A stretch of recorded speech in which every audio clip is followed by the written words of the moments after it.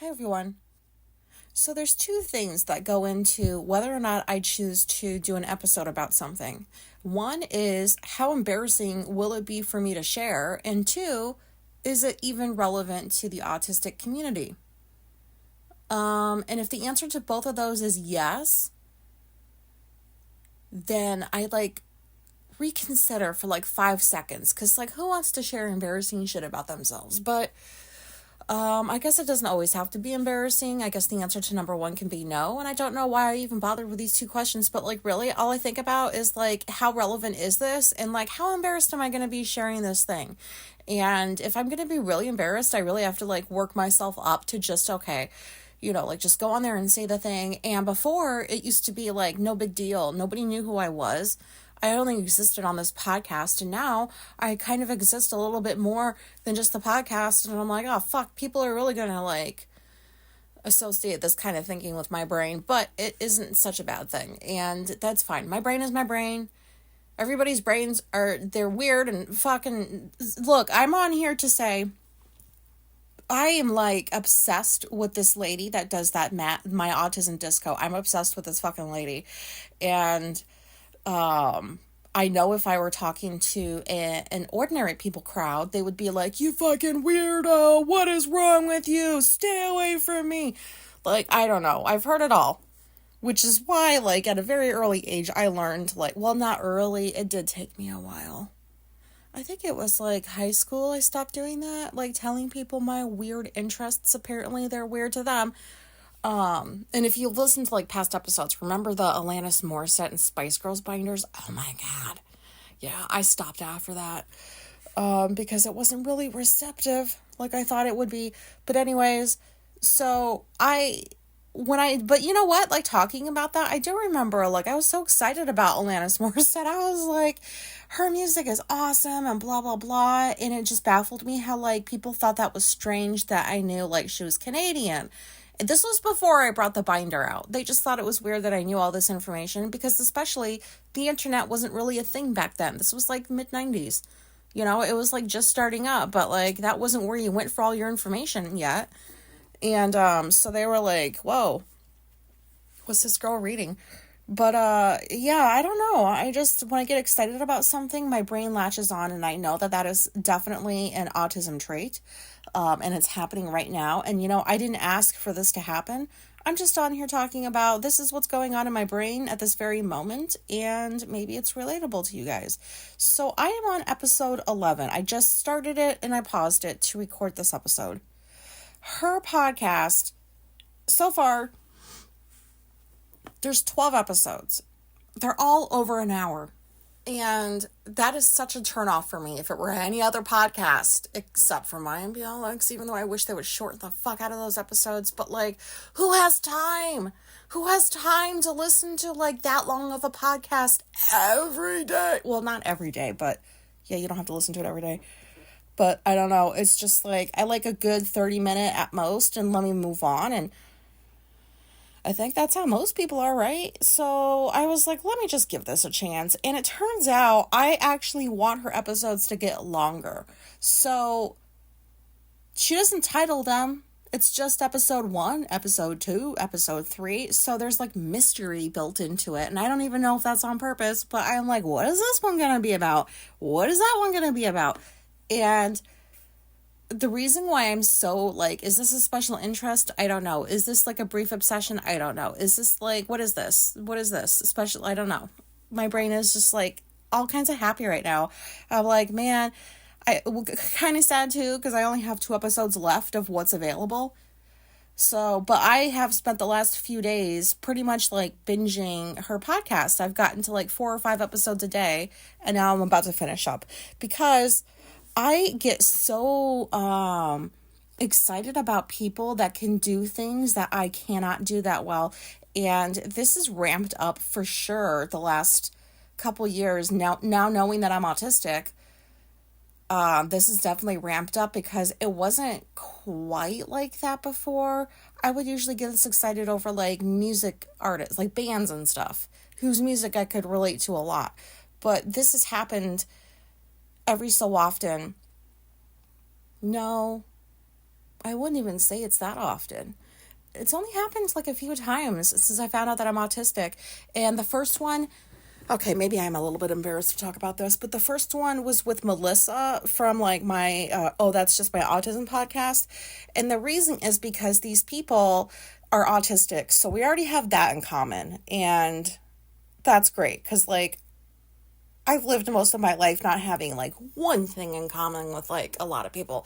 So to hear other autistic people think the way that I do, you know, say the things that I think and do it in a better way, in an eloquent, you see, I can't even say eloquent, in an eloquent, oh my God, in a pretty way. I'll just go with pretty. This lady talks so well, and I'm so jealous because I really wish I could speak like she does. The only time that has ever happened to me, ever in my entire life, was when I was an addictions counselor for several years. That's the only time I was able to speak to people without stumbling over my words, without forgetting what I was going to say next. Like, it was all like, this is what I was made to do. I really thought that. Like, I loved talking during those several years. Although, like, it kind of switched off when I talked to coworkers. I went to, like, not talking properly. So, like, I don't know. I guess I was just in my element or something. I really liked what I was doing, and I was so good at talking. And ever since I have left that field, I have not even gotten close to being able to speak the way that I used to when I would meet with clients during individual or group sessions. It's just never happened. And so, like, sorry about the dry mouth. And so, like, I was thinking, oh, well, you know, like, I'm even more passionate about, like, autism. Why can't I speak, like, passionate, like, better about this? Like, I'm passionate even more so than I was. Like, I don't fucking know what this is turning into, whatever. But, so this lady, I'm going to call her a lady just because she hasn't informed me otherwise if she has, like, any other pronouns. So I'm just going to go with, like, what my brain is, like, most familiar with, which, sorry, I mean, my brain is just, I have to go with what's easy to access and simple to understand. And she really should be a stand-up comedian. I don't know what this bitch is thinking, not being a comedian. Like, she would make so much money. She would be an awesome autistic comedian. And the stuff that she says is all the things that, like, I have thought about or I agree with or I've said out loud to other people before, and, like, they think I'm weird. And what I liked about Melissa, I know I'm going back and forth, is that, like, this was somebody that was, like, my age, that she does also speak way better than I do. So I know that was for sure one of the things I was, like, most into. Like, oh my God, people talk better than me. Like, I really appreciate that. You know, I don't know what the experience is like getting through my podcast, because I don't talk like that. But, yeah, so, like, and then I binged all of her episodes. She had, like, so many at the time. So many. Like, what was it? Almost 100, maybe? And she was, like, the second podcast I had found that was from an autistic person. And I was like, oh my God, yes, finally somebody that's like me. Oh yeah, and I wouldn't say obsessed because that makes me sound weird, but, like, I guess special interest maybe, I don't know. I was really into her podcast. I was really grateful that somebody like her existed because she was saying things I had never, ever, ever, ever heard anybody else say. They were all the things that I had always thought or said, and sometimes they would escape my mouth and I would be ridiculed for them. And the fact that somebody else was saying these things, it was just this bizarre feeling. It was a weird experience because at that point, it's like so many years have gone by in my life and I've not had really anything in common with anybody. Like, I'm surprised me and Alicia got together. Like, we had, like, a foundation and stuff, but, like, we could not be more opposite. So, but, yeah, so, like, I guess since Melissa, oh my God, I really hope these people do not listen to my podcast. And if you know them, don't tell them about me.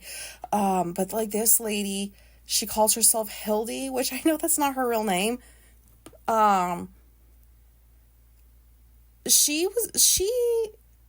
Look, let me just say, I have never heard anybody ever fucking say that I have gotten jacked from hand flapping. That's what she said.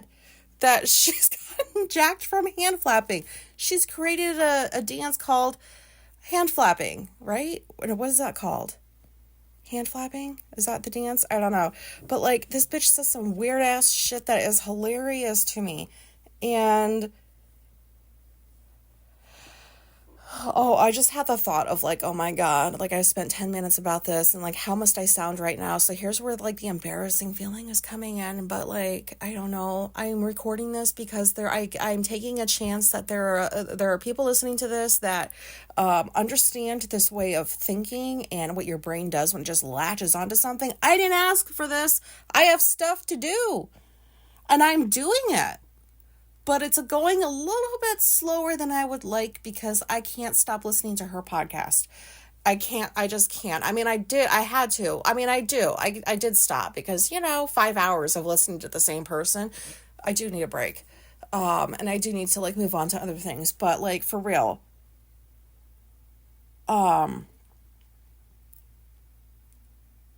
She's just like her. I like to hear when somebody talks like that so well, and then like they later say stuff like, I do have moments of like mutism, or there are times where I don't know what to say.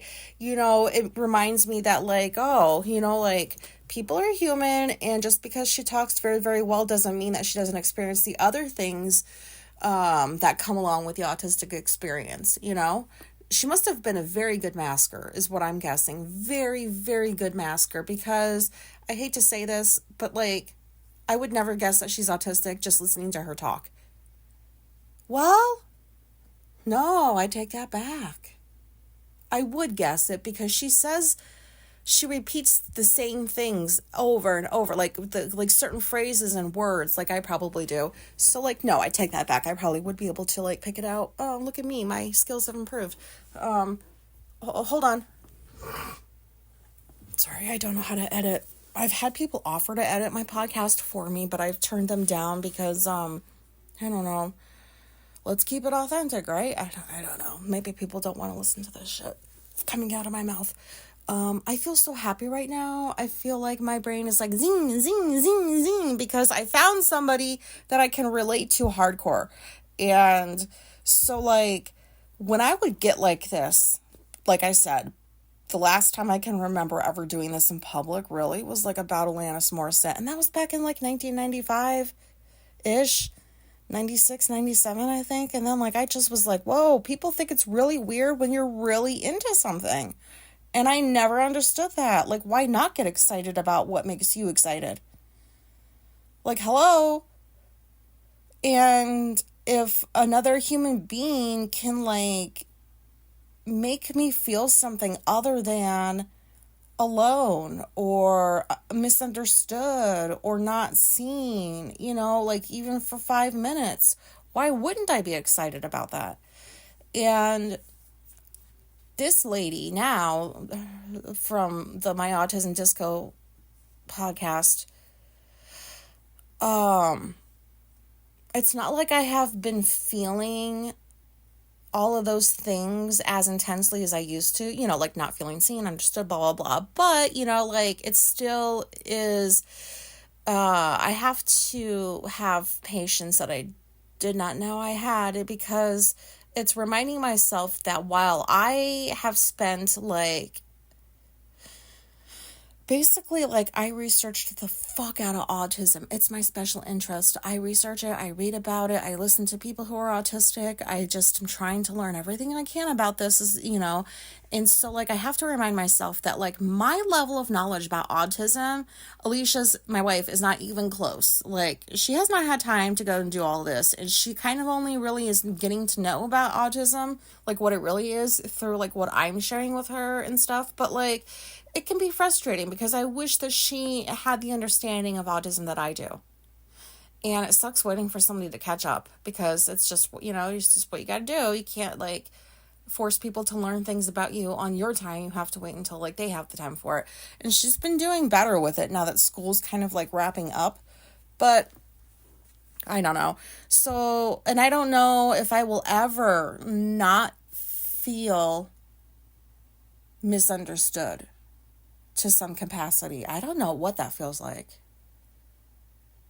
And, even within my own marriage, like, and I know I can't be the only one that feels this way. Like, I love Alicia. I love her. She's the only human I ever want to be around, obviously. But, like, she just doesn't understand autism. And I've said that multiple times before. And I'm not saying it to make her seem like a shitty person, because she's not. But I don't know. Like, I don't know if I will ever feel completely understood on, like, a regular basis. Just in general, whether it's from her or like anybody, I don't know. But this lady makes me feel understood, and this lady makes me feel really seen. And what's even better is, like, she has the ability to construct sentences that make tons of sense and are hilarious and that describe her experience with autism. And I just, 15 minutes have gone by. I don't even know what I have just said. I have a gist of what I've just said, but like, basically my mind is like, you've got 2 more episodes left, bitch. That's at least 2.5 hours. I hope she never listens to this. Oh my God. Don't anybody tell her. Anybody, if they know who this person is, don't tell her. But I'm over here laughing so hard. Like, she's talking about hand flapping, working herself up to be able to, like, dance, like, do a video of her, like, hand flap dancing or something like that. And I'm like, who the fuck would do that? And then I was like, I would definitely do that if I had the courage, which I could definitely see myself doing something like that. So I'm just like, when is she gonna do it? Like, hurry up already. Like, this is hilarious to me. And also, I didn't think this was possible, but I have to remind myself that, like, I don't know. I don't know everything. I haven't heard everything I needed to hear people say out loud about autism. And so this bitch has said tons of stuff I have not heard come out of other autistic people's mouths. Things that I have thought, things that I have been, like, really on the fence about. Is this, like, what does this say about me that I have this belief, or I think this thing, or, you know what I mean? And then to hear, like, somebody else say all of that stuff out loud too, I've realized that, like, I can't just, I don't know what I was going to say. Yeah, well, do I record this or not? Or do I publish this or not? Yeah, because I am recording it. Nobody's listening to me right now except me, and I have the power to delete this. But, I'm going to go ahead and just post it like I usually do and hope that nobody listens to it, or that, like, maybe only the people that listen to it are the ones that, like, can super relate, and that the other ones who can't relate don't listen to it, because I'd be like, what the fuck is this bitch on about? But I just wanted to be like, you know what? I can't. I really had to push myself through my morning routine to get on here to record, because I was like, I wanted to just stop and, like, I just need to say this right now. But no, I forced myself to finish my morning routine before I got on here and did that. However, I did listen to her podcast in the background of my morning routine. So, what am I going to do when episode 12 is all done? I'll tell you what I'm going to do. I'm going to move on. Because there's no more for me to, like, obsess over. And all I can do is just, like, wait until the next one, and who knows when that'll come out. Everybody's schedule is different, and she went 3 months one time without coming out with an episode, apparently. So I know that once I'm done with 12, I'm gonna be like, that was fucking great, and then I'm just gonna move on and try to find somebody else that, like, I can relate to. And I don't mean to leave her in the dust, because I won't. I don't ever leave anybody in the dust. If you have new episodes, I will listen to them. And I will champion you. I will fucking, like, blab about you to anybody that I know. Like, go listen to this podcast. Go listen to that podcast. Go read that book. Go watch that video. Because we need more exposure.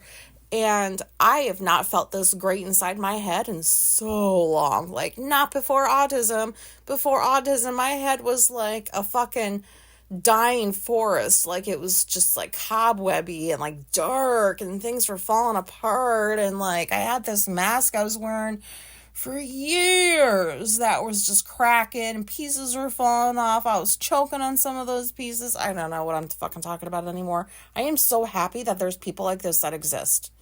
And if I were to, if I really feel if an ordinary person were to listen to this episode, they would think I'm fucking batshit crazy weird. And how do I know this? Because those words have been said to me multiple times throughout my life.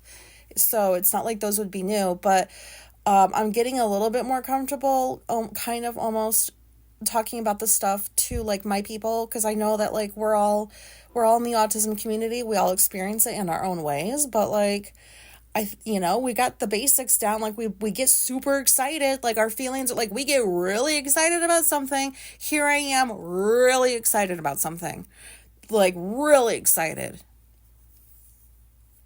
Like I can't, like when I went to my first Pride, I don't know what this tangent is. That was years and years ago. I went to my first Pride and I felt kind of like an outsider because I was just like, I'm an ally, even though I didn't know I was actually a part of the community. And so when I went to my first Pride and it was with Alicia, I was like, oh my God, I can't believe I'm here. This is so exciting. And then I saw the parade and I don't know, like parades make me want to cry for some reason. And it's embarrassing, and that's for another time though. But like I remember my first Pride, like the back of my hands, all the thoughts that I had, all the things that I saw. I was like, this is such a celebration of like being human and just being yourself, and I've never experienced this before. And so like I have like other experiences that are like that, and like lately they've been with like other autistic people's podcasts or like running across an autistic person's art, because there's some fucking awesome autistic art out there. Not that the art is autistic, but you know what I mean. And I just like, my brain has not been like this excited. My brain has been kind of like neutral for like quite a while now. And like sometimes it gets a spark and it gets like really, really happy about something. But like lately it's just like, I just got to buckle down, get through this day, get all the shit done that I need to do. And then like just hope that like the next couple of months of Alicia's last semester of school go by really quick, so like I can just get my life back and she can have her life back. And then I don't know, I'm not talking about this lady anymore, so that means the episode should probably end right now. It's getting pretty long and I have no idea what I sound like. I don't know if I'm gonna lose people after they listen to this, so like I don't know, but this is what I feel like and I sound like once I have gotten hooked onto something that makes my brain really happy. What is this called? Is this just hyperfixation or hyperfocus or like a special interest, or what is it? Is there a name for this? I would like to, I don't know, but yeah, so I guess now I'm gonna get off of this episode and ask for anybody to please email me and let me know, like, does your brain do this too when you get like really, really, really like into something? Because I mean, I know that it happens, but to what extent? You know, like, this must be a special interest, right? Because, like, all I'm thinking about is, like, I gotta get through this to get to that. Or, like, maybe if I put my work on hold for, like, the next couple hours, then just, like, get through this, podcast, then I can get back to being productive again. Like, I don't know. Like, and it's very rare that something takes me out of my routines and wants me to, like, focus on something different. So that's how I know that it makes my brain really happy. And I'm posting this. I'm gonna publish this because there's gonna be at least one person out there that relates to this, and this is apparently what I sound like when this is going on. So if I don't know, whatever that sounds like right now, I don't know. I'm gonna go now before I say anything else that like I regret saying. Thank you for listening. Go listen to this lady's podcast. Oh, by the way, also, there might be some of you who did and were like, I don't get it. Why is she so, I get it too. Like, just because I'm really into something doesn't mean everybody else is going to be. Although it's hard for me to understand. Why not? Why wouldn't you be? Ugh. Okay, gotta go. Thanks for listening. Bye.